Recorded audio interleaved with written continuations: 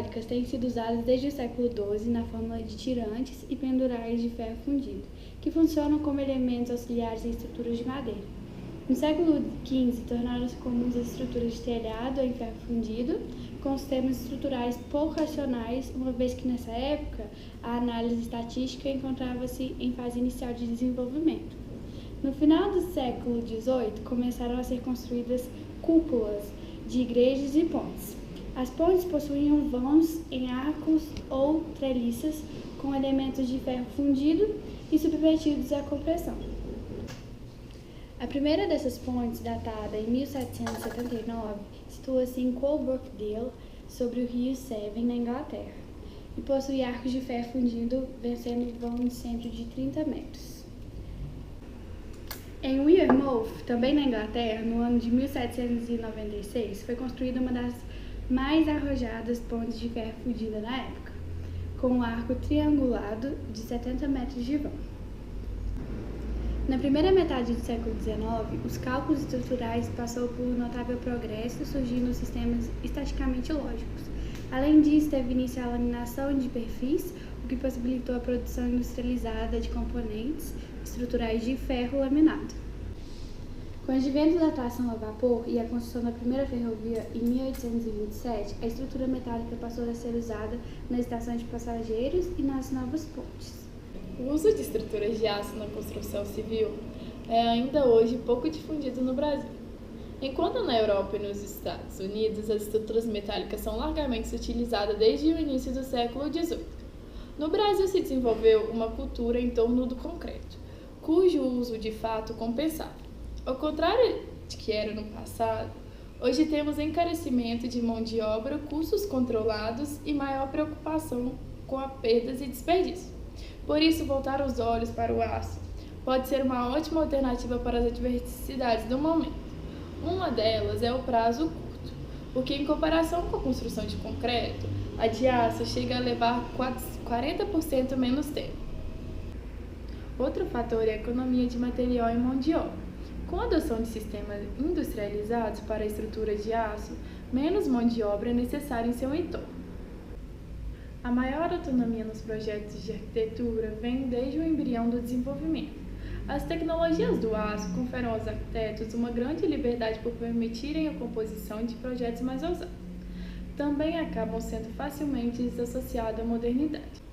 Com relação à área útil, os pilares e vigas podem ser mais estreitos do que os de concreto para uma mesma capacidade de sustentação. Disso retornam áreas internas e distância entre os vãos ampliadas.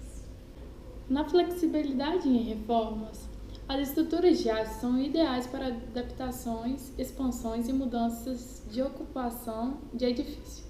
Facilitam ainda a passagem de tubulação e cabeamento. Outra vantagem é a precisão nas construções com estruturas de aço. Se uma estrutura de concreto, a precisão é alcançada na ordem dos centímetros, com as de aço estará na unidade de milímetros. Para finalizar, algo que está sendo bem discutido é a preservação do meio ambiente. Então, em estruturas metálicas, há menor consumo de madeira, menos materiais particulados gerados e com isso preserva o meio ambiente. Além disso, o aço utilizado é completamente reciclável e é possível reaproveitar estruturas após desmontadas. Ao observar diversos objetos e coisas do cotidiano, percebemos a presença de triângulos.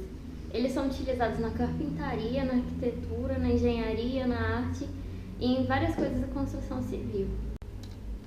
Um dos motivos dessa grande utilização dos triângulos na construção é a rigidez triangular. Isso é, não é possível alterar os ângulos internos de um triângulo, mantendo as medidas de seus lados fixos. O mesmo não ocorre com os demais polígonos. Uma estrutura formada por triângulos, ela não se desfaz facilmente nem se deforma.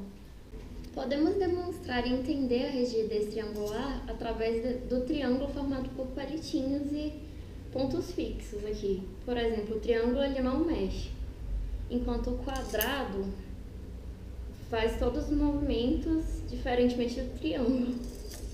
Após a primeira construção da ponte de Coalbrookdale em 1779, foi em 1881 que se deu a construção de uma fábrica de algodão de 7 pavimentos em Stalford. Em 1815, se deu a construção do pavilhão de Brighton, feito por John Nash. Foi aí o início da construção de ferro fundido e forjado na grande arquitetura, com os pilares e escadas e domos de cobertura.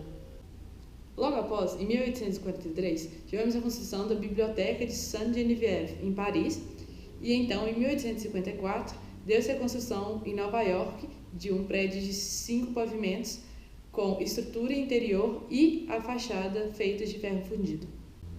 Em 1859, foi construído o Museu de Oxford e, em 1864, a Estação Ferroviária de St. Pancras, em Londres, que foi até então o maior vão livre com 74 metros. Em 1872, tem-se o primeiro edifício com esqueleto de ferro, que foi a Fábrica de Chocolates, em Paris. Em 1851, é construído o Palácio de Cristal, em Londres, a primeira construção dedicada à exposição industriais e com a sua construção totalmente industrializada. E, enfim, em 1887, inicia-se a construção da Torre Eiffel, uma das maiores obras e mais conhecidas de estruturas metálicas.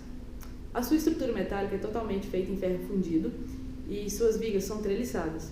Todas as suas partes foram com precisão e encaixe para, no final, elas só serem encaixadas com rebites. Em 1958, temos a construção da Torre de Tóquio, que foi inspirada na Torre Eiffel, com sua estrutura treliçada.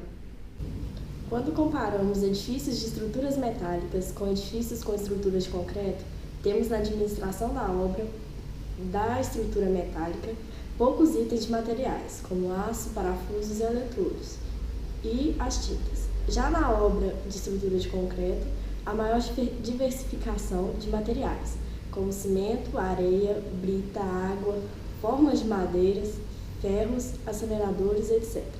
Também há pouca quantidade de homens na obra, nas estruturas metálicas, e já nas estruturas de concreto, há maior quantidade de pessoal. Nas fundações, os edifícios de estruturas metálicas, há uma leveza estrutural, quanto nos de concreto, o peso estrutural é maior. Também temos sistemas mais econômicos com as estruturas metálicas, caso que não aconteça com as estruturas de concreto.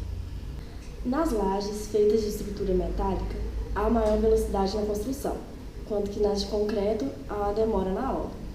Também há facilidade nas escadas pré-fabricadas feitas de metal, quanto nas de concreto há dificuldade na execução de formas para escadas.